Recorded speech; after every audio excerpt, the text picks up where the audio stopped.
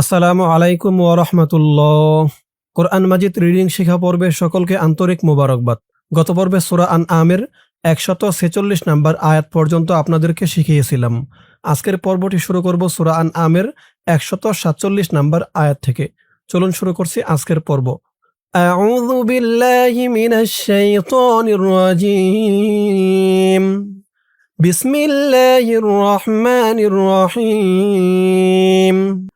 فإن كذبوك فقل ربكم ذو رحمة واسعة فإن كذبوك فإن এই হামজা দিয়ে এই নুনকে ধরবে।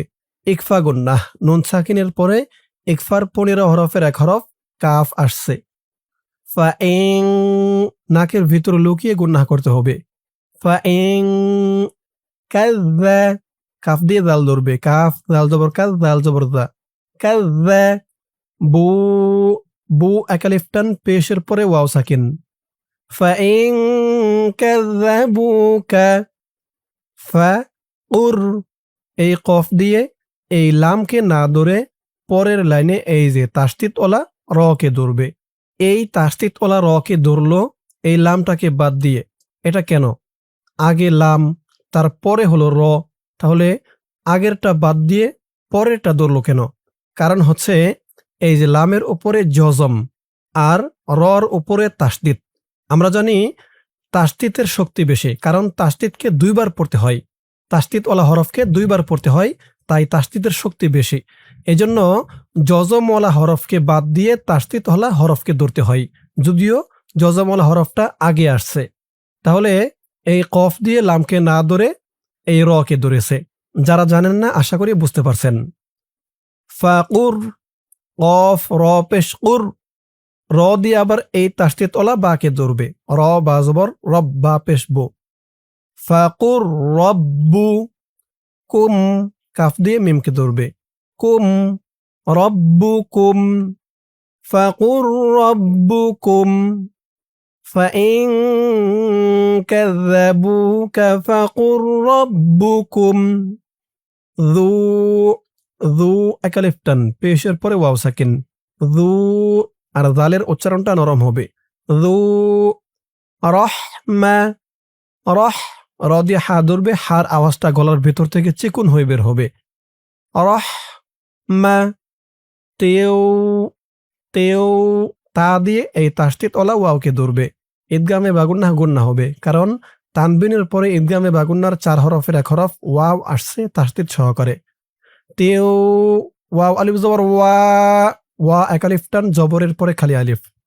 রহমাতিন ওয়া সি আহ, আহ, এই জিম চিহ্নতে অক্ফ করার কারণে শেষের অক্ষর এই গুল তাটা হা হয়ে গেছে এবং তার নিচে দুই জের তানবিন সাকিন হয়ে গেছে। ওয়াসিআহ, রাহমাতিন ওয়াসিআহ।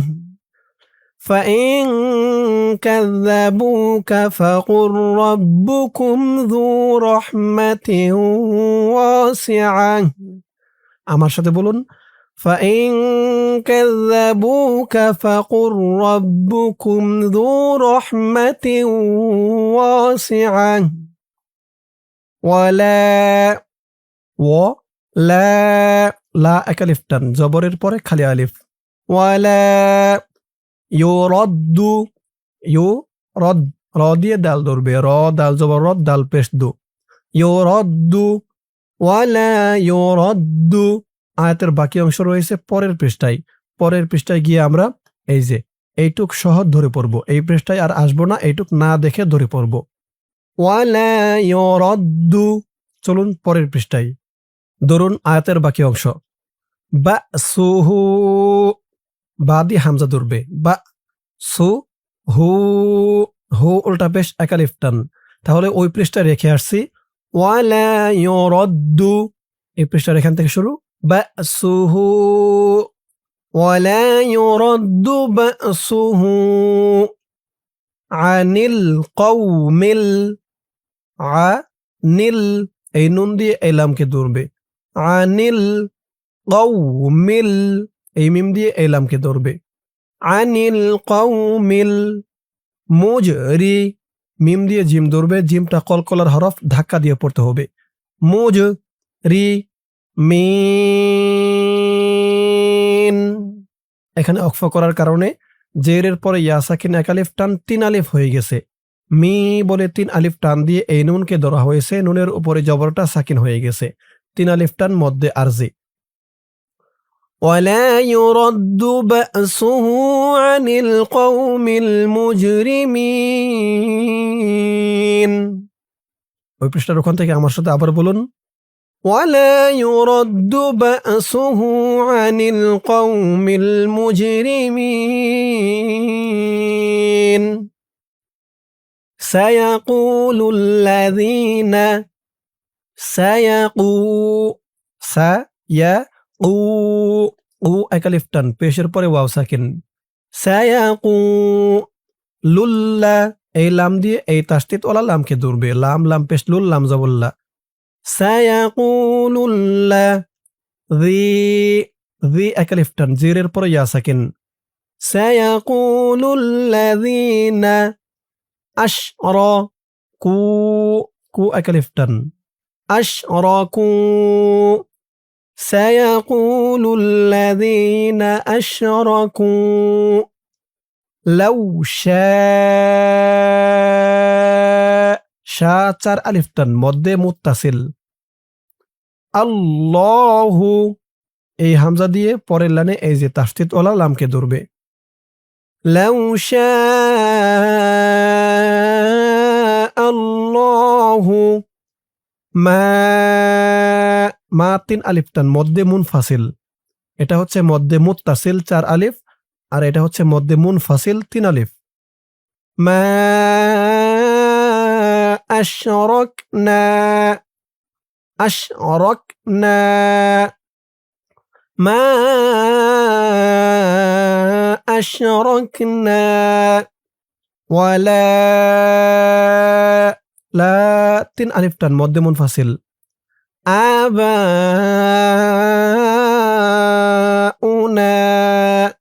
বা 4 আলিফ টান উ না নাত এক আলিফ টান উনা। এখানে দেখুন ওয়াও হামজা, এই হামজাটাকে ধরতে হবে, ওয়াওটাকে বাদ দিতে হবে, কারণ হামজা উপরে, এজন্য হামজাটাকে পড়তে হবে। ওয়ালা আবাউনা ওয়ালা হাররামনা ওয়ালা লা এক আলিফ টান হাররামনা হাররামনা মিন মিন ইকফা গুন্নাহ, নুন সাকিনের পরে ইকফার হরফ শিন। মিন শাই শাই এই তো চিহ্নতে অক্ফ করার কারণে হামজার নিচে 2 জের সাকিন হয়ে গেছে, এখানে এক আলিফ টান হয়েছে মধ্যে লিন। মিন শাই এখান থেকে আমার সাথে বলুন। سيقول الذين أشركوا لو شاء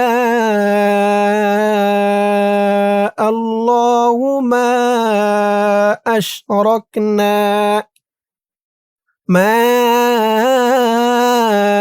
أشركنا ولا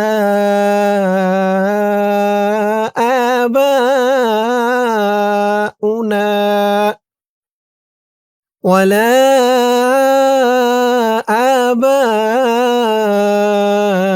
آباؤنا ولا حرمنا من شيء كذلك كذا এক আলিফ টান খারা জবর كذلك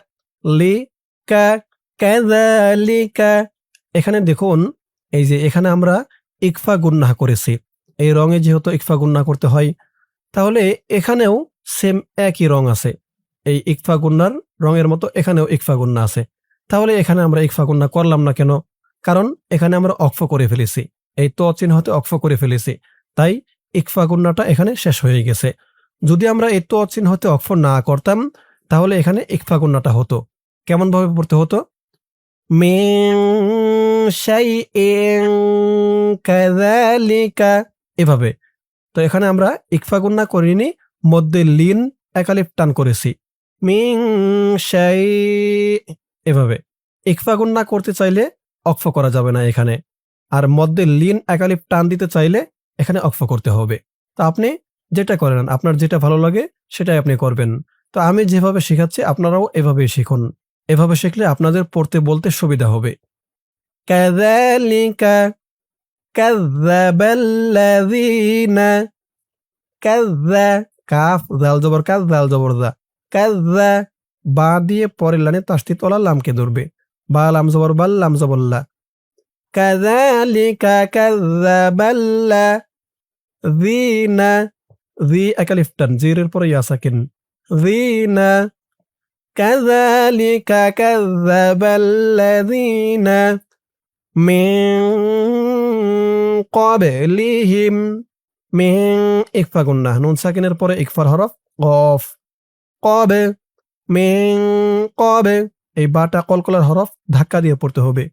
মিন কব লি হিম, মিন ক্বাবলিহিম, হাত্তা, তা একালিফ টান খারা জবর, হাত্তা, যাকু, যা একালিফ টান উ একালিফ টান, মিন ক্বাবলিহিম হাত্তা যাকু বা'সানা, বা সা না, না একালিফ টান, হাত্তা যাকু বা'সানা।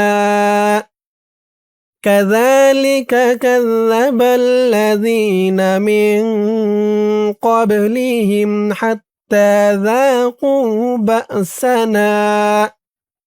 কুল হাল ইনদাকুম,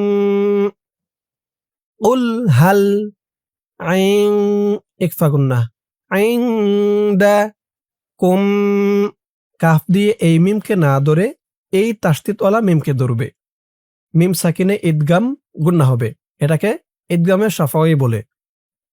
ইনদাকুম মিন, কুল হাল ইনদাকুম মিন ইলমিন, ইলমিন, মিন ইকফা গুন্নাহ, ফাতুখরিজু, ফাতুখরিজু, জু একালিফ টান, ইলমিন ফাতুখরিজু, হু লা না, না একালিফ টান, হুলানা, ফাতুখরিজুহু লানা।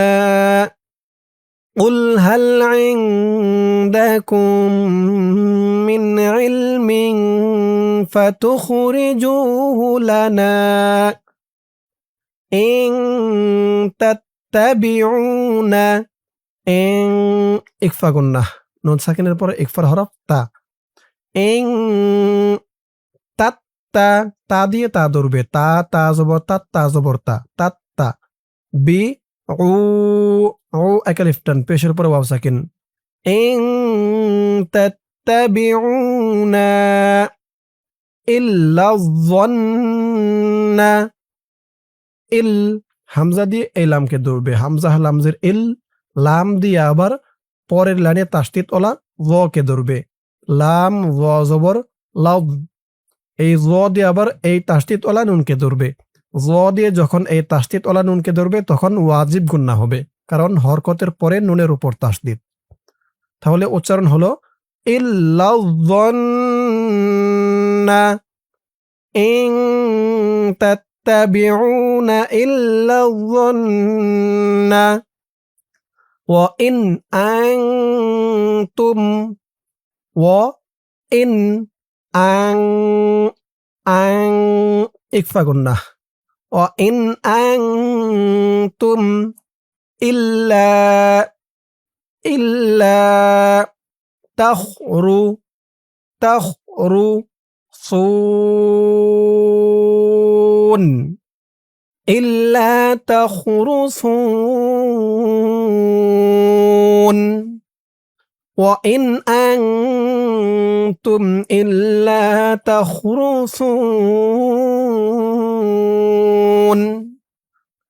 إن تتبعون إلا الظن وإن أنتم إلا تخرصون। দর্শক, আজকের পর্বটি এই পর্যন্তই। আজকের পর্বের মাধ্যমে আমি আপনাদেরকে কোরআন মাজিদ সহি শুদ্ধ করে রিডিং শিখালাম সূরা আনআমের 148 নম্বর আয়াত পর্যন্ত। ইনশাআল্লাহ এর পরের পর্বটি শুরু করব সূরা আনআমের 149 নম্বর আয়াত থেকে। সকলেই ভালো থাকবেন। আসসালামু আলাইকুম ওয়া রাহমাতুল্লাহ।